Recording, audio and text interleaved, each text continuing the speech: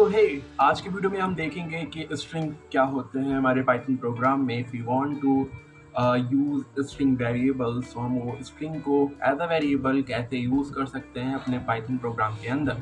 सो पहले हम लोग जानते हैं स्ट्रिंग होता क्या है। So string is a data type in Python that is used to store some text. अब टेक्स्ट हमारा कुछ भी हो सकता है, वो हमारे लेटर्स हो सकते हैं, हमारे नंबर्स हो सकते हैं, या फिर कोई भी सिंबल्स हो सकता है जिसको हमें एज अ स्ट्रिंग वेरिएबल अपने पाइथन प्रोग्राम के अंदर यूज़ करना है। अब स्ट्रिंग को हम कैसे यूज़ करते हैं, कैसे लिखते हैं, चलिए उसको देख लेते हैं। तो फॉर एग्जांपल आप यहाँ पे देख सकते हो, मैंने एक ए वेरिएबल बनाया है जिसके अंदर मैंने हेलो स्ट्रिंग को स्टोर किया है। अब हमें कैसे पता चलेगा कि ये हेलो हमारा स्ट्रिंग है या कोई और डेटा टाइप है। सो आप अगर देखोगे तो इसको हेलो को मैंने डबल इन्वर्टेड कॉमा के अंदर लिखा है। सो हेलो हमारा एक स्ट्रिंग वेरिएबल है। सेम उसी की तरह मैंने बी के अंदर भी पाइथन को स्टोर किया है, बट अगर आप देखोगे तो मैंने पाइथन में सिर्फ सिंगल इन्वर्टेड कॉमा का यूज़ किया है। तो क्या पाइथन भी हमारा स्ट्रिंग फंक्शन हुआ, सॉरी स्ट्रिंग वेरिएबल हुआ? तो हाँ, पाइथन भी हमारा स्ट्रिंग वेरिएबल है, क्योंकि स्ट्रिंग को हम जब भी लिखते हैं तो या तो हम डबल इन्वर्टेड कॉमा का यूज़ करते हैं या तो हम सिंगल इन्वर्टेड कॉमा का यूज़ करते हैं। इसके साथ ही साथ हम मल्टी लाइन स्ट्रिंग वेरिएबल बनाने के लिए मल्टीपल कोट्स का भी यूज़ करते हैं। फॉर एग्जाम्पल, अगर हमें कोई भी स्ट्रिंग वेरिएबल बनाना है जिसके अंदर वैल्यू हमारी एक लाइन से ज़्यादा आ रही है, तो उस टाइम पे हमारा सिंगल लाइन इन्वर्टेड कॉमा या फिर डबल लाइन इन्वर्टेड कॉमा नहीं काम करेगा। सो हमें ट्रिपल कोट्स की नीड पड़ती है। ट्रिपल कोट्स हम लोग कैसे लगाते हैं, इनका कैसे यूज़ करते हैं, चलिए उसको देख लेते हैं। सबसे पहले हम पहुंचते हैं अपने जुपिटर नोटबुक में, एंड जैसा कि आपको पता है आज हम पढ़ रहे हैं स्ट्रिंग्स। तो स्ट्रिंग्स हम लोग हेडिंग डाल लेते हैं। ओके, चलिए देखते हैं। सबसे पहले हम देखते हैं डबल इन्वर्टेड कॉमा कैसे यूज़ करते हैं। फॉर एग्जांपल, मैंने एक वेरिएबल बनाया नेम का जिसके अंदर मैं स्टोर कर रहा हूँ कोई भी एक टेक्स्ट को, like educate your code. Okay, educate your code मैंने नेम के अंदर स्टोर किया है। कैसे स्टोर किया है? डबल इन्वर्टेड कॉमा के अंदर स्टोर किया है। तो इस टाइम पे एजुकेट योर कोड हमारा हो गया एक स्ट्रिंग वेरिएबल। अब इसको अगर हम प्रिंट कराते हैं, प्रिंट नेम, तो क्या ये रन होगा? सो यस, आप देख सकते हो एजुकेट योर कोड हमारा प्रिंट हो गया है। देन अब हम देखते हैं सिंगल इन्वर्टेड कॉमा कैसे यूज़ करते हैं। अगर मैं इसी को कॉपी कर लूँ और इसी को अगर मैं पेस्ट करता हूँ और ये डबल इन्वर्टेड कॉमा की जगह मैं सिंगल इन्वर्टेड कॉमा का यूज़ करता हूँ, तो क्या होगा? नेम हमारा प्रिंट होगा। सो यस, नेम हमारा तब भी प्रिंट हो जाएगा, क्योंकि स्ट्रिंग वेरिएबल के अंदर जब भी हम कोई डेटा को स्टोर करते हैं तो या तो डबल इन्वर्टेड कॉमा का यूज़ करते हैं या तो सिंगल इन्वर्टेड कॉमा का यूज़ करते हैं। चलिए एक और चीज़ आपको मैं दिखाता हूँ। इसको ही मैंने कॉपी किया है और इसको मैंने पेस्ट कर दिया। अब पहला मेरा आप अगर देखो कोड सिंगल इन्वर्टेड कॉमा है, दूसरा मैं डबल का यूज़ करता हूँ। क्या अब ये हमारा आउटपुट जनरेट करेगा? अगर मैं इसको रन करता हूँ तो आप देख सकते हो यहाँ पे हमारा एरर आ चुका है, अनटर्मिनेटेड स्ट्रिंग लिटरल। मतलब या तो आप सिंगल इन्वर्टेड कॉमा दोनों तरफ यूज़ करो या तो आप डबल इन्वर्टेड कॉमा दोनों तरफ यूज़ करो। अगर आप सिंगल पहले यूज़ करते हो, डबल से क्लोज करते हो, तो ये आपको एरर जनरेट करके देगा। या तो अगर आप डबल से स्टार्ट करते हो या सिंगल से क्लोज करते हो, तब भी ये आपको एरर जनरेट करके देगा। तो ये चीज़ों को आपको अपने दिमाग में रखना है जब भी आप कोई भी प्रोग्रामिंग करते हो। तो अब चलिए आपको मैं दिखाता हूँ मल्टी लाइन कोड्स कैसे यूज़ करते हैं। फॉर एग्जाम्पल, मैंने एक कोई वेरिएबल बनाया टेक्स्ट नेम का जिसके अंदर मैं मल्टी लाइन स्ट्रिंग का यूज़ करना चाहता हूँ।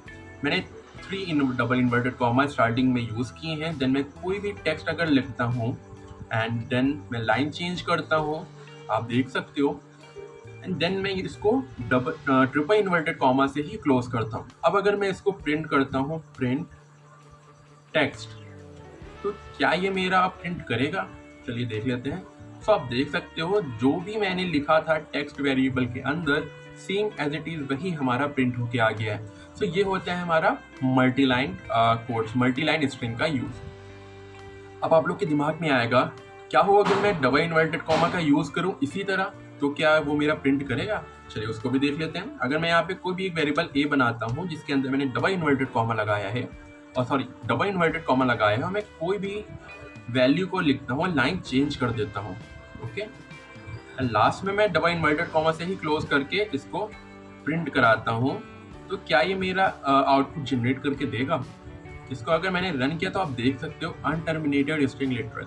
मीन्स अगर आपको मल्टीपल लाइन में कोई भी स्ट्रिंग को स्टोर करना है तो आपको ट्रिपल कोट्स का यूज़ करना होगा। अगर आपको सिंगल लाइन में कोई भी वेरिएबल को स्टोर करना है, स्ट्रिंग वेरिएबल को स्टोर करना है, so you simply use double quotes या फिर सिंगल कोट्स। ओके, इतना आपको आ गया। अब आगे देखते हैं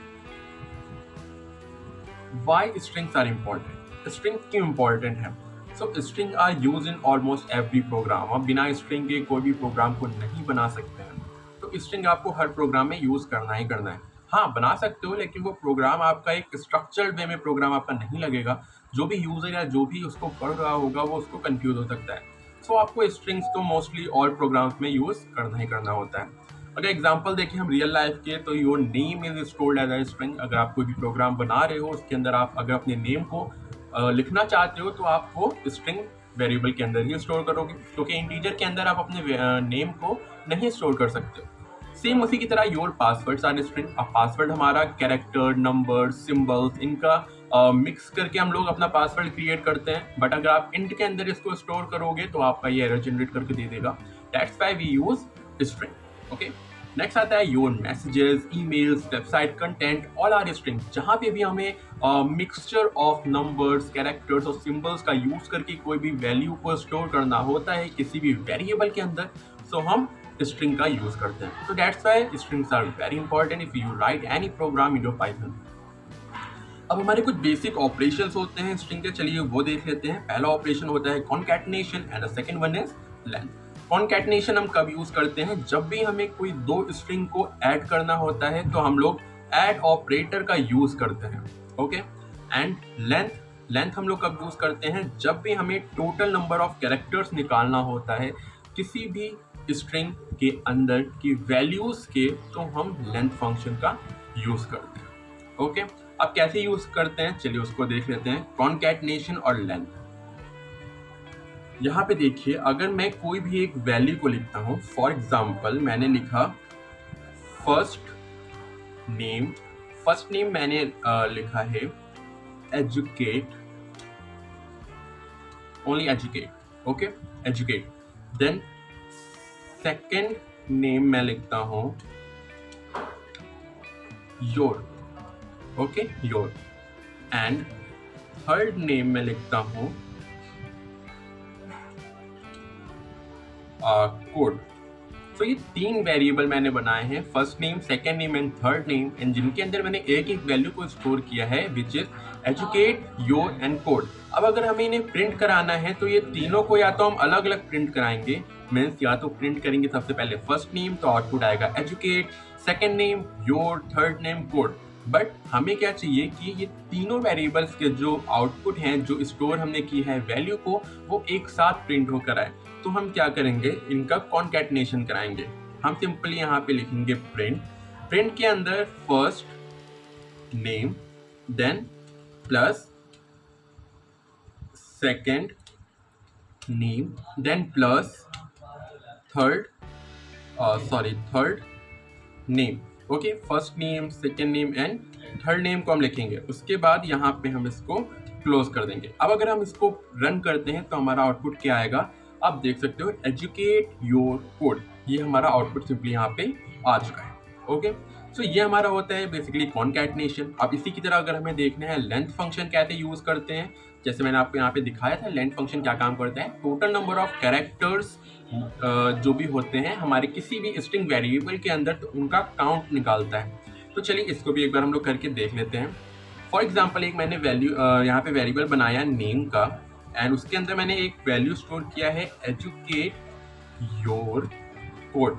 ओके, अब हमें इसका लेंथ फंक्शन निकालना है कि इसमें कितने हमने कैरेक्टर्स को स्टोर किया है। ओके, तो यहाँ पे हम सिंपली क्या करेंगे, लिखेंगे प्रिंट लेंथ फंक्शन, एंड यहाँ पे नेम का हमें निकालना है। सो अगर हम जब इसको रन करेंगे तो आप देख सकते हो 17 आ रहा है। अब 17 कैसे आ रहा है, आप अगर यहाँ पे नोटिस करोगे तो 1 2 3 4 5 6 7 8 9 10 11 12 13 14 15, ये तो 15 ही कैरेक्टर्स हैं, तो इसने 17 आउटपुट कैसे दिया। तो जब भी आप लेंथ फंक्शन का यूज़ करते हो, तो अगर आपने अपने वैल्यू के अंदर जो भी आपने स्टोर किया है उसके बीच में कोई स्पेस होता है तो ये उसको भी काउंट करता है। अगर आप देखो तो EDUCATE, so 1 2 3 4 5 6 7 space 8 9 10 11 12 space 13 14 15 16 and 17। तो टोटल हमारे 17 कैरेक्टर्स इसके अंदर आते हैं, तो इसने हमें 17 आउटपुट जनरेट करके दे दिया। सो ये बेसिकली हमारा स्ट्रिंग होता है। स्ट्रिंग कैसे यूज़ करते हैं वो भी हमने इस वीडियो में देख लिया है। बेसिक ऑपरेशंस कौन से होते हैं, लाइक कॉनकैटिनेशन या फिर लेंथ फंक्शन, उनको कैसे यूज़ करते हैं, कहाँ यूज़ करते हैं, वो भी हमने करके देख लिया है। अब नेक्स्ट वीडियो में हम देखेंगे इंडेक्सिंग क्या होती है स्ट्रिंग के अंदर। स्ट्रिंग के अंदर हम इंडेक्सिंग कैसे करते हैं, स्लाइसिंग का वर्क कैसे होता है। तो इस सीरीज़ में हमें बहुत मज़ा आने वाला है। बने रहिएगा हमारे वीडियो के साथ, हमारी प्लेलिस्ट के साथ। अगर आपको कोई भी डाउट होता है आप नीचे कमेंट सेक्शन में पूछ सकते हो। तब तक के लिए कीप लर्निंग।